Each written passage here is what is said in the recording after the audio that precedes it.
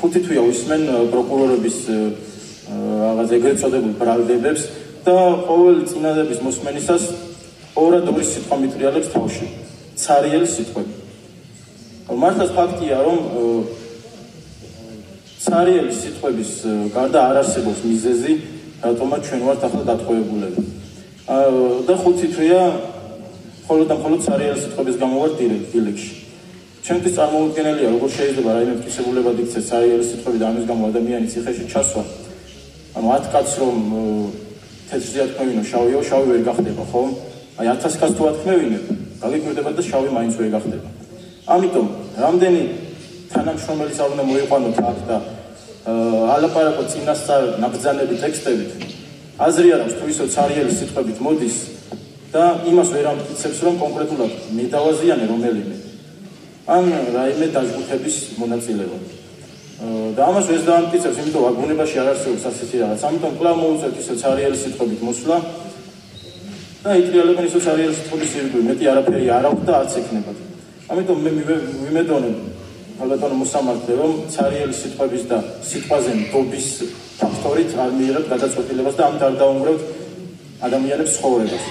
კონკრეტულად მე ცხოვრება არ დამენგრევა, რამდენი წელიწად უნდა ვიყო, იმიტომ რომ რამუხლითაც რის გამოცვა ჩემთვის ეს სევდის მომგვრელი არ არის, მაგრამ არ გიფიქრიათ მშობლებზე, შვილებზე, ცოლებზე. მე ღმად წამს და მჯერა, რომ სამყაროს გვირგვინი არის ადამიანი და არც ერთ ადამიანს არ აქვს უფლება მეორე ადამიანი დაამციოს, მოსპოს, მიძალადოს მასზე და უსამართლოდ მოეპყრას. ადამიანის სიყვარულისა და თავისუფალი ნებისთვის არის გაჩენილი და მე ღმერთი სწორედ სიყვარული, თავისუფლება და სამართლიანობა მგონია. ამიტომ არ მეშინია და ამას ვეძებ საკუთარი თავისთვის, ჩემი თანამოქალაქეებისთვის და სახელმწიფოსთვის. სიყვარულს, თავისუფლებას და სამართლიანობას. დათათუთაში ასეთ რაღაცას ამბობს. გლის ფიქრი მარტო ის კი არ არის, რომ მოკლავ, არამედ ისეთი მოკლა აქეთ არ დამასწროს მოკლავ. აი ადამიანის ფიქრი კი ის არის ისეთი მოკლა, ჩემი სიცოცხლეს ჯობდეს მის სიცოცხლესო. ხოდა თქვენ გეკითხებით, ვისაც ჩვენი მოკლა, უდანაშაულო ადამიანების გაწივა გინდა, დაფიქრებული ხართ მაინც თქვენი სიცოცხლეს ჯობს, ჩვენ სიცოცხლეს?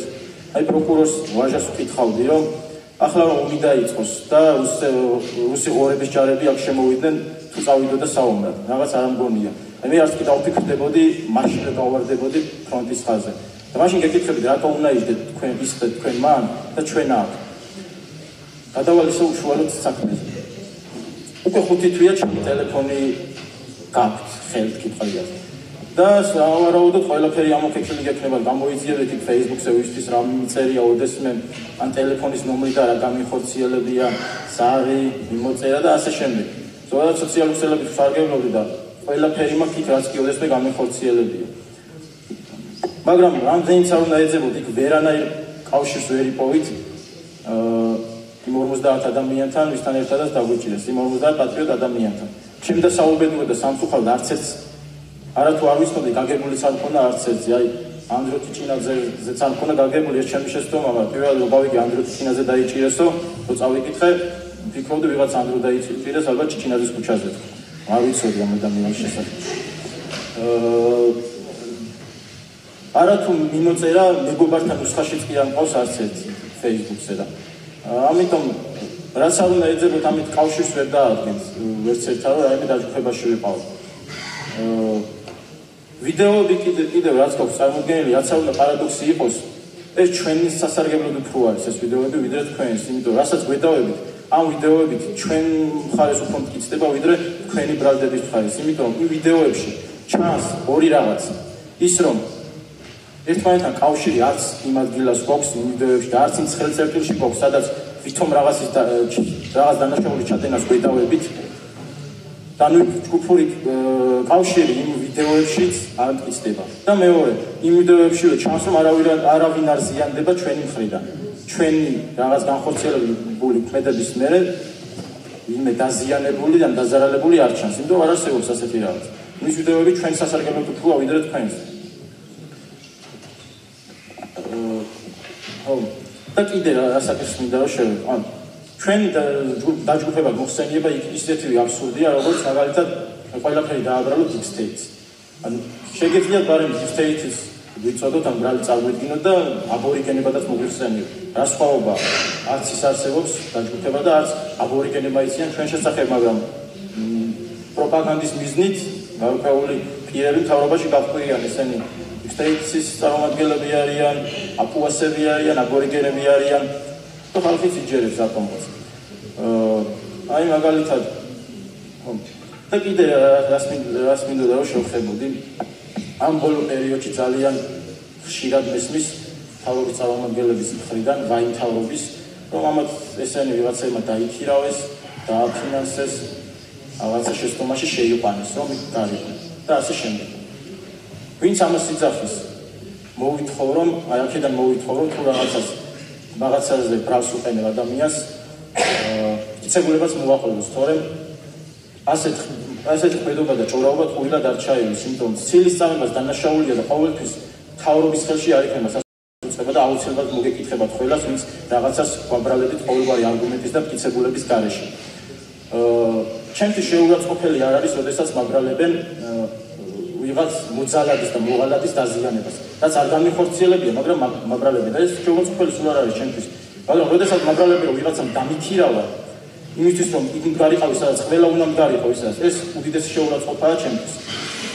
თქვენ ვერ წარმოვიდგენიათ ეს, რომ ფულის გარეშე რაიმე გააკეთოთ და რიგითმა მოქალაქემ თავისინებით გააკეთოს ის, რაც ქვეყანას სჭირდება და გადადოს თავი იდეისთვის და ქვეყნის მომავლისთვის. ამიტომ გონიათ, რომ ამიტომ აპელირებთ იმაზე, რომ თითქოს ვიღაცამ დაგვიქირავა. და ხალხსაც აჯერებენ ამ ცნაურ ბრალდებებს, აი ტაივი ლანისტერი ამბობს, რომ ლომის ხრების აზრი არ უნდა ადარდებდესო და მართლაც ასეა, მაგრამ იმდენი წყარი მოგონდა ქვეყანაში სამწუხაროდ, რომ ამ პროპაგანდის გავლენის ქვეშ ექცევა და ფიქრის უფლებას კი შეუზღუდის. ყველაზე ცუდი ის არის, რომ სხვის ნაფიქს იმეორებენ, თვითონ არ ატანენ თავს ძალას, მართლა შეიძლება ეს მომხდარიყო თუ არა. აი, გაბრიელ გარსია მარკესის პატრიარქის შემოდგომაში ასეთ რაღაცას ამბობს ერთ-ერთი დიქტატორი, რომ ქვეყნის მთავარი ქვეყანაში უბედურების თავი და ბოლოც ის არის, რომ ხალხს დრო რჩება ფიქრისთვის და რა მოვიფიქრო ეხლა, რომ ხალხმა ფიქრისთვის ვეღარ მოიცალოს. და ნუ მისცემთ უფლებას ნურავის, რომ თქვენს მაგივრად იფიქროს და შეგიზღუდოთ ფიქრის უფლება. მთავრობაში ბოლო პერიოდში რაღაც ცვლილებები მოხდა, უამრავი ცვლილება მოხდა, ზოგი დააწინაურეს, ზოგი ჩამოაქვეითეს და ამაზე ერთ-ერთი წინიდან მახსენდება ასეთი ფრაზა, ვირთხების რბოლის მთავარი პრობლემა ის არის, რომ გამარჯვების შემთხვევაშიც მაინც ვირთხად რჩები. და ბოლოს გუშინ გლადიატორ 2-ს უყურე და იქ ერთმა ასეთმა ეპიზოდმა მიიქცია ჩემი ყურადღება, როდესაც ერთ-ერთ თავარსარდალს იმპერატორის ბრძანებით თავისივე თანამებრძოლები ისრები ცხრილავენ, ერთ-ერთი გლადიატორი გამოდის და არენაზე შეკრებილ ბრძოლას ასე მიმართავს. ხო ხედავთ როგორ ექცევა რომი თავის გმირებს. მისი სიცოცხლე არაფრად უღირდა, თქვენი რა ეღირება. ხო და ახლა თქვენ მოგმართავთ ქართული ოცნების ამომრჩევლება. გიორგი ანწუხელიძის სიცოცხლე არაფრად უღირდა, თქვენი რა ეღირება. და კიდე ეს დავამატებდი, თქვენ უკვე მეოთხე მოსამართლე ხართ აქ და წინა სამი მოსამართლედან ერთი არის დასანქცირებული, მეორე უდიპლომო და მესამე კრიმინალურ სისხლის სამართლის დანაშაულში მხილებული. ვიმედოვნებოდ თქვენ მაინც აღმოჩნდებით მოსამართლე ამ სიტყვის სრული გაგებით. მადლობა.